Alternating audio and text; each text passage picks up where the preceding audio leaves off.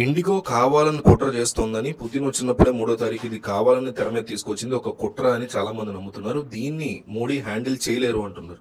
Modi can handle, Modi cannot handle. ఈ రెండిట్లో ఒక్కటి కామెంట్ చేసేసి మీరు వీడియో చూడడం కంటిన్యూ చేయండి. బట్ కామెంట్ మాత్రం కంపల్సరీ చేయండి. నేను ఛానల్ లైక్ అట్లా సబ్స్క్రైబ్ అట్లా ఒక్క కామెంట్ అడుగుతాను. దయచేసి కామెంట్ అయితే ఇవ్వండి.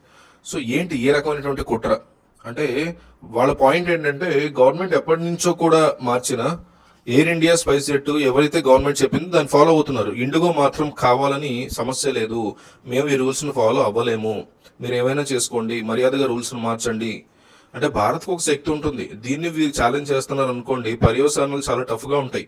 ఇవాళ మోడీ ఇండిగో వ్యవహారం ఏంటి, ఇలా ఎలా చేస్తారు వాళ్ళు, టోటల్గా డైవర్ట్ చేయడం అంటే ప్రపంచ స్థాయిలో జరిగేటువంటి ఒక వ్యవహారం అంటున్నారు.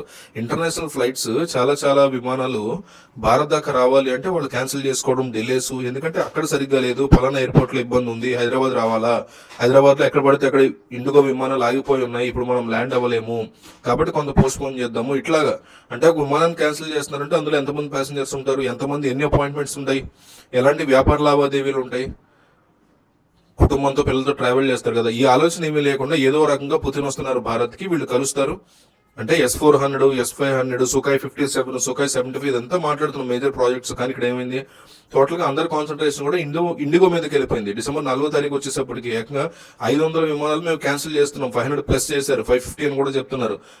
డిసెంబర్ 5th పుతిన్ ఇక్కడ ఉన్నప్పుడు ఏకంగా ఆల్మోస్ట్ 1000 విమానాలని క్యాన్సిల్ చేసేసారు ఒక రోజులో.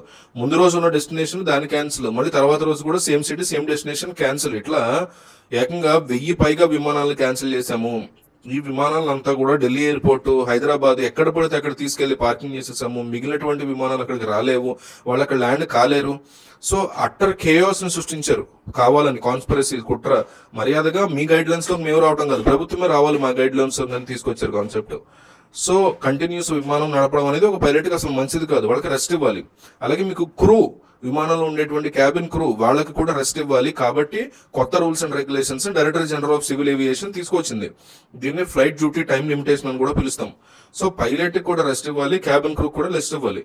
సో ఇన్ని అవర్స్ మాత్రమే వాళ్ళు విమానాలు నడపాలి అనేది రూల్. ఇది తీసుకురావడము కుదరదు. సో ఇప్పుడు మీరు ఇండిగో ఉన్నారనుకోండి, 1000 పైగా పైలట్స్ అవసరం అవుతారు మీకు. సో వాళ్ళ దగ్గర 300 మంది మాత్రమే ఉన్నారు. వీళ్ళని పెట్టుకుని వీళ్ళు డొమెస్టిక్ ఎయిర్లైన్స్ అనేది రన్ చేస్తున్నారు. సో అలాంటప్పుడు క్యాబిన్ క్రూ పరిస్థితి ఆలోచించండి. ఢిల్లీ నుంచి హైదరాబాద్ కు విమానం వస్తుంది, టక క్లీన్ చేస్తారు, మళ్ళీ హైదరాబాద్ నుంచి చెన్నైకి అదే పైలట్, అదే విమానం, అదే క్యాబిన్ క్రూ వెళ్ళిపోతుంటది. సో ఇలా వీళ్ళు తిరుగుతూనే ఉంటారు. ఇలాగే లాభాలు వస్తున్నాయి వీళ్ళకి, శ్రమ దోపిడీ ఇదంతా. సో మనం ఏం ఆలోచించుకుంటామంటే సేఫ్ గా తీసుకెళ్తున్నారు లేదా, పైలట్ సరిగ్గా నిద్రపోయాడా, రెస్ట్ తీసుకున్నాడా, క్యాబిన్ క్రూ వీళ్ళు అంటే మేకప్లు వేసుకుంటారు, వాళ్ళకి అస్సలంటూ మనకు తెలియదు. సో మన ప్రయాణం అని ఆలోచించుకుంటాం, మనం తెర వెనక ఉంటాయని మనకు తెలియదు. ఇవాళ సివిల్ ఏవియేషన్ వారు ఆలోచిస్తున్నారు. ఇంటర్నేషనల్ రెగ్యులేషన్స్ లో ఒక పైలట్ ఒక వారానికి ఇన్ని గంటలు మాత్రమే విమానం నడపాలి అనేటువంటి రూల్స్ ఉన్నాయి. సో కానీ ఇక్కడ స్పైస్ జెట్ వాళ్ళు, ఎయిర్ ఇండియా వాళ్ళు అవును కరెక్టే, మేము వాళ్ళకి రెస్ట్ ఇవ్వాలి, ఎక్కువ మంది పైలట్స్ ని తీసుకుని ఒప్పుకున్నారు వాళ్ళు. కానీ ఇండిగో మాత్రము కుదరదు అని చెప్పింది. అంటే ఇదంతా ఏంటి, ఒక ఫారెన్ CEO తీసుకునే నిర్ణయాలు. సరే అతని కంపెనీ అతని నిర్ణయం తీసుకున్నాడు, అతని క్యాబిన్ క్రూ. కానీ ఎంచుకున్న టైమింగ్ చూడండి, దీని గురించి మాట్లాడుతున్నారు అందరూ. పుతిన్ ల్యాండ్ అయ్యే టైంకి యావత్ భారత్ లో ఇట్లా విమానాల యొక్క సర్వీసెస్ అన్ని కూడా ఆగిపోయి ఒక అట్టర్ కేయాస్ ని క్రియేట్ చేసి, గందరగోళాన్ని క్రియేట్ చేసి పుతిన్ కి సంబంధించిన అధికారులు చెప్తారు ప్రతి ఒక్క ఎయిర్పోర్ట్ లో కూడా ఒక మ్యాసివ్ క్రైసిస్ ఉంది, జనాలందరూ కుప్పలు తెప్పలుగా అక్కడ ఉన్నారు, ఏంటో అర్థం కావట్లేదు, ఇదేమైనా తీవ్రవాద దాడులు అనుకుంటామా, ఇంకోటి అనుకుంటామా, మనం వచ్చిన టైం రాంగ్ గా, మనం త్వరగా వెళ్ళిపోవాలి అనే సిచ్యువేషన్ కావాలని క్రియేట్ చేశారు. ఇదంతా పుతిన్ వచ్చినప్పుడే మోడీ మీద అనే మాటలు వినిపిస్తున్నాయి. దాంతో ఇప్పుడు మోడీ రంగంలో దిగబోతున్నట్టు తెలుస్తుంది.